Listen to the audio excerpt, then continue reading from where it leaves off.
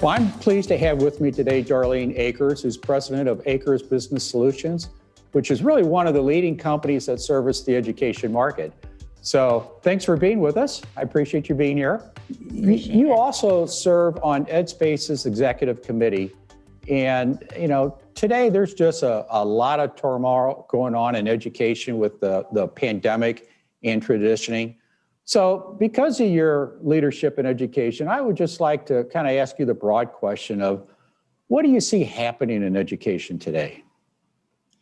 Well, Dennis, as we know, in 2020, the world entered into uncharted waters with the worldwide pandemic. Now, administrators, teachers, parents, and students are all preparing their return to school strategies. We're all struggling with unprecedented challenges. As some schools reopen in-person learning, schools are facing a much different back to school list with safety as front of mind. As manufacturers reps, we work with the leading manufacturers and designers in the education space. These manufacturers are privy to space designs and tools, but this year our manufacturers had to reinvent themselves with safety and social distancing in mind. You certainly being on the executive committee understand the value of ed spaces and ed market. What would you share with new attendees who are hearing about this for the first time? What would you say to them as the value of contributing and being part of ed spaces? Sure. The education market or ed market is the leading organization for educational product marketplace. It includes most of the most successful businesses in the education industry. Education market encompasses companies of all sizes and produces and delivers every type of product you can find in the education market. If you are in the educational vertical market, then you need to be at ed spaces.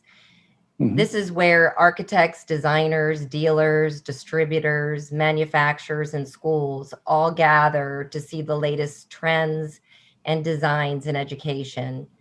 You can learn from some of the top designers in the industry and preview the new trends in education furniture and technologies. EdSpaces is about creating the best learning environments, connecting all key players in education to make a difference in the student's outcome. If you're a professional in the education market, then you have to be at EdSpaces. That's a place for you. Wow. Well, thank you for serving on the executive committee.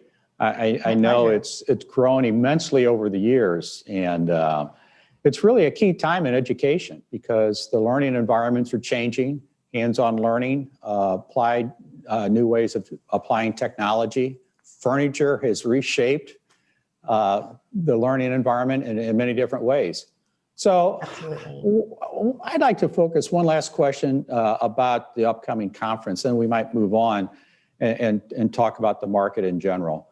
Sure. This is really a challenging year for everybody, but certainly ed spaces because of the pandemic. But you all have really put together an outstanding program, and interactive with people and products. It's really going to be exciting. As an overview, what do you think are some of the takeaways that people should come from this year's conference that they can apply immediately? Absolutely. We are very excited about the digital experience. And as we all know, over the last year, we've learned to adapt to changes, even though we will not have a chance for social gathering, which was one of my favorites of Ed Spaces. We're all thinking of creative ways to show our customers the latest designs. We're all excited about the digital experience, and now our manufacturers can take customers and guests to their places that they've never seen before, behind the scenes of their showrooms or their factory tours, meet the staff. The space is limitless. I think that they'll come away with a more focused view of our latest trends in education, with more Uh-huh. of a one-on-one experience with no interruptions. Our customers are family, and having a digital experience will keep everyone safe and healthy. Well, it's interesting. You would say everyone's family. After you've attended several conferences, you really do get a sense that people are there to not compete, but to really share knowledge and ideas. And it's really just an outstanding environment you all have created. So thanks for doing that. Thank Well, you. let's move past the conference and the new attendees and talk about what's happening in education today. You know, our students need to learn really critical new skills to compete in an innovative, driven economy. And, you know, the old skills won't get it.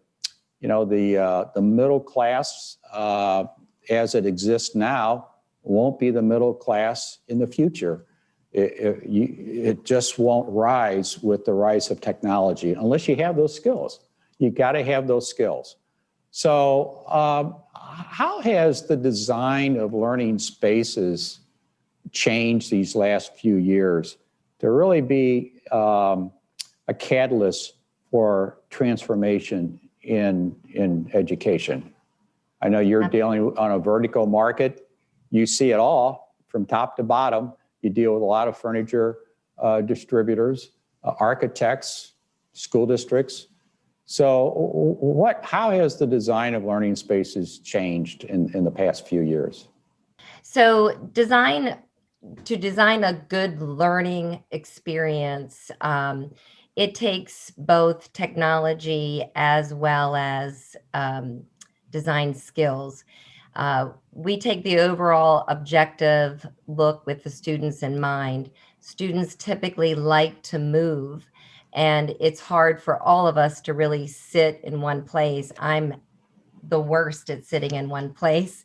As a sales rep, I always want to have to move. We can't expect our children to not move.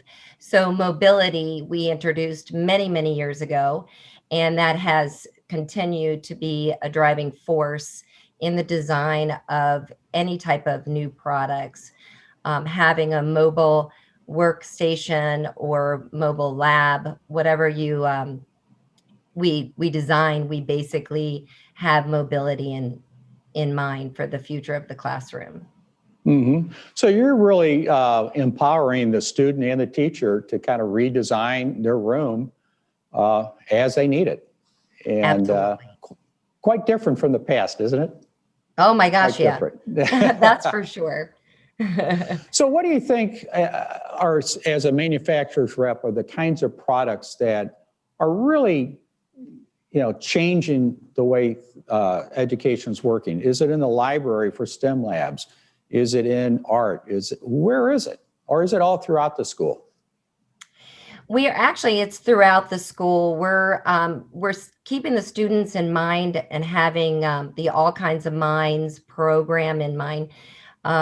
So it's everywhere. You'll find new technology, not only in STEM, but throughout the classrooms. We're seeing more technology-driven products. And these days, as an industry, we really have to have a responsibility to bring products to the market to support the health and well-being of these students and schools in mind. Some of our manufacturers have a strategy of that they're bringing to the schools, such as when students return to school and go back to school, it's going to be a new normal. They're going to see technology in daily health checks. They're going to have temperature checks to ensure that the individuals entering into the school are not running a high fever. Gresco introduced a new touch-free infrared Tahari temperature sensor that allows the students to know if they have a temperature within a second. All students are going to be required to use hand sanitizer, and Diversified Woodcrafts actually redirected their factory from making science and art room furniture this summer to manufacturing of mobile hand washing sinks and hand sanitizer dispensers and stands. And of course, the new normal is going to be that the children will be required to wear a mask on a daily basis. We've created hand sanitation stations and wipes throughout the schools. And then once the children enter into the classroom, there are many tools that are available for social distancing. Of course, the children's desk will need to be 6 feet apart. Flagship Carpets created cute little sitting squares that the little ones will know where to sit so that they sit safely apart. And then many of the schools are using safety shields for their students' desks to protect them from the spread of germs. Like Deflecto, Formaspace, Colecraft have all created these U-shaped barriers that are sneeze guards for students. Just recently, Gresco came out with a student barrier with a little white sides and a clear front so that after the pandemic is over, they can use these shields as testing barriers. So, of course, the schools want to do what they can to keep the students and staff safe, and the parents will need to arm their children with new hygiene strategies. What we all have gone through over the last year, no one is going to be more excited to go back to school than our children. And it's critical that we get the kids back to school in a safe environment. Earlier about, the kinds of spaces that are being designed. But when I look at work environments that are at SpaceX, Facebook, and Google, and then also some startup companies that, might have 3 people, might have 7 people in them. And you look at their work environment in terms of flexibility, as you said, adaptability, moving of furniture, and I compare it to today's classroom, the future-ready school. There's a lot of similarities. It seems like that tells us something, like we're doing something right, doesn't it? Very much so. Absolutely. We designed a school a couple years ago, and we actually took out some of the lockers and created a area that it looked like with a high top tables, technology, so that students can share their work in a group environment, a presentation environment. And really that was their favorite part of the school, was the fact that we could have a more open environment with technology driven. And it was just so different than the way that they typically were learning in a classroom. And it got them out of the classrooms too. You remind me, there's a university I'm familiar with that about 3 years ago designed an innovation center. And in it was a whole mix of different spaces, very traditional and very, as you say, flexible and adaptable. And if you were to walk through that building today, all the kids would be in the more flexible, adaptable spaces, and very few would be using the more self-contained traditional rooms. The lecture halls that are tiered seating, I mean, there's room, there's a place for that, but not often. Kids really want to have control of their learning environment and of the learning process. They want to take responsibility for it. So the things that you're doing, that you're putting in place, seems to be right in step with what learning is all about today. Absolutely. So, yeah. Are there any final comments that you think you'd like to share to either the existing attendees or any new members that are looking to join Ed Spaces? Well, we'd love to have everybody join us this year at the virtual experience. I think that The nice thing is that they can sit in their home offices or their offices and Yeah. actually enjoy that experience. And they're going to see a lot this year. Like I said, that we couldn't, share with our existing customers. So this year we're able to share so many behind the scenes experiences. So make sure you all come to Ed Spaces because you're really going to enjoy it. Yeah. Well, I encourage anyone who's listening to this interview to reach out and contact Darlene. We had a chat prior to this, and there's just so much wealth of information and expertise that she has that if you're looking for some guidance, some insights, please reach out and talk to Darlene. Thank you for being with us this morning. And I just want to say, I'm Dennis Young, founder of issueseneducation.net. That is the leading forum for interviewing thought leaders who are transforming education today. So thank you.